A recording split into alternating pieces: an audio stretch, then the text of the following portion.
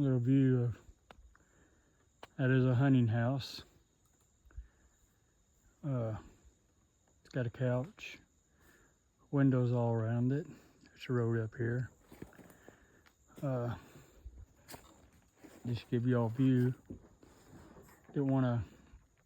Took about 10 minutes coming up the mountain, but if you walk, it's about an hour. You gotta have a mule or side by side.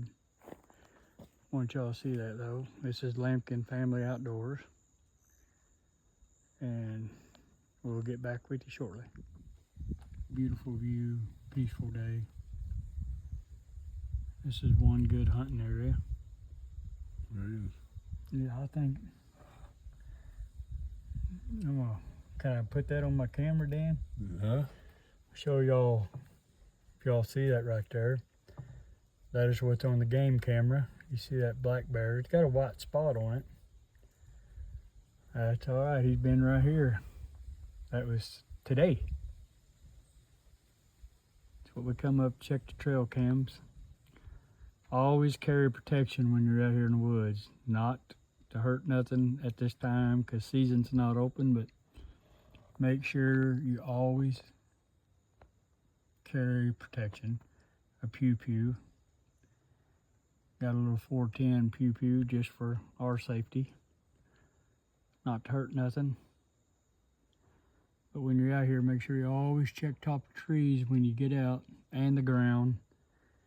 Because you could be standing right here and there could be something up top tree watching, not a raccoon, or you seen what was on that trail cam. So always watch your surroundings and listen. Well, This is a better picture of it. here's another picture. That's a pretty good size one. That is. But all right, this is Lampkin Family Outdoors, and we just thought we'd share something. Here in a minute, we'll share another location where hogs has been really tearing up the ground, and they can become a nuisance. So, all right, we'll be back shortly. I don't know if y'all guys can see that or not. There's a hunting house right there. Whoop, right in the way of the trail cam. We'll check that here in a minute. Got my father-in-law over here. This is his place. If you look at them hogs, has been just tearing everything up. All of them are there to feed the squirrels and rabbits and anything else that's not baiting. We're just garden scraps. But just look how beautiful this is. There's a better view of that house. It's about 20 foot up there. There's another hunting house. I think there's been a few bucks harvested here, but the hogs have been coming in here and tearing this ground up bad. I mean, they've just been tearing it up. And tell how big hogs are once you look at this mud. See this mud right here? See how high it goes up? And look at them trees over here. Because the hogs, if they get them walling, they'll have all that mud on them. They'll rub it off on trees. Look, that's all mud. How tall that mud goes up.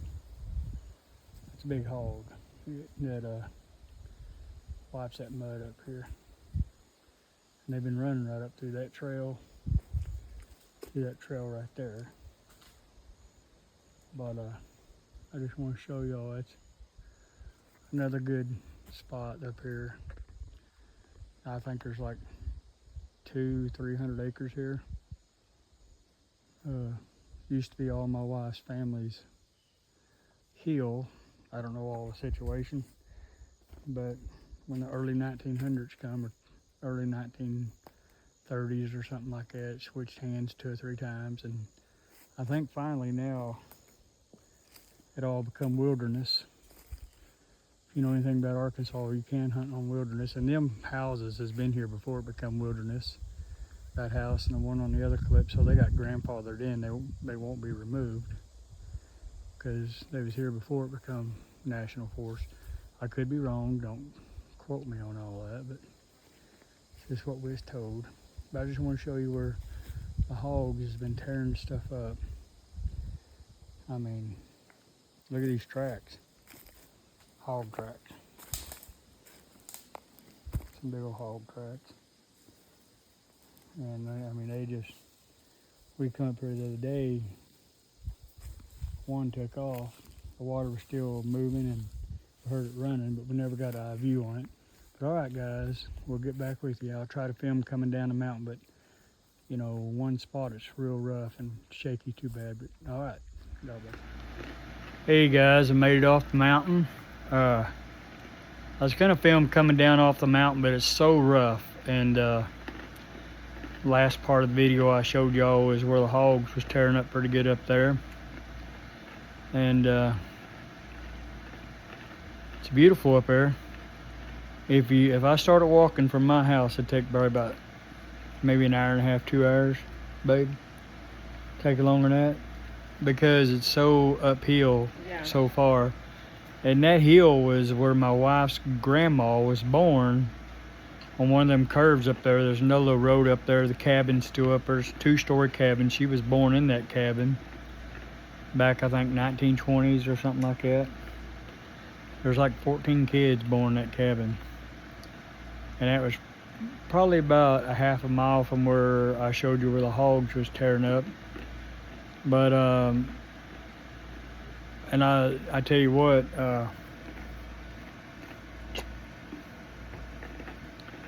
we're ready for deer season, me, my wife, and my son. And my son's 10-year-old. And you know, I didn't want him using my Pew Pew, my OT6. I don't know how YouTube guideline is. I'm trying not to say something wrong, because I let him shoot it. He seen me shoot it, and this last deer season was his first time really going deer season. So my nephew had 243, and you know, they're okay. A lot of young youth use them, but I want something also that he could use during muzzleloading season. So I wound up purchasing a 350 Legend. Wasn't too heavy for him. An awesome gun. They'll shoot 100 yards. And you can use them in muzzleloading and regular rifle season. He dead on shot. That gun last year harvested 2 does and a buck. First time using it. And of course I missed a buck, a big monster buck, and I'm okay with saying that with my OT6, but he was like 300 and something yards, and I was overconfident because I've killed quite a few big bucks in my life. I don't even hunt for horns anymore. I hunt for meat. And me and my wife's uncle we hunt Newton County, Arkansas mostly. If you ever know where we hunt at, it's Newton County. If you ever get to Russellville, you go north on 7, probably 68 miles, and then you turn onto another road and it'll take you to Vendor, Arkansas. I live in that area. And where I filmed today was in Vendor, but I hunt a lot of Newton County, mostly game and fish and wilderness. And I've had some friends say, hey, can I hunt with you? And I said, as long as you have, it's free to add it when you buy your license. You've got to have the wildlife management tag. It's free when you get your license, but if you don't have it and you got to go on the game app and buy it, it's like $5. But that's easy to do. And we use the Arkansas Game and Fish app. That's the best thing to use, because if you ain't got your wallet with you because you're afraid to lose it in the woods like I am, I leave it in the pickup truck. But it's on my phone. It's the app. I can tag my deer even if I ain't got a signal. As long as I hit and fill out everything on my phone, whenever I get a signal, it automatically shoot it to Game and Fish.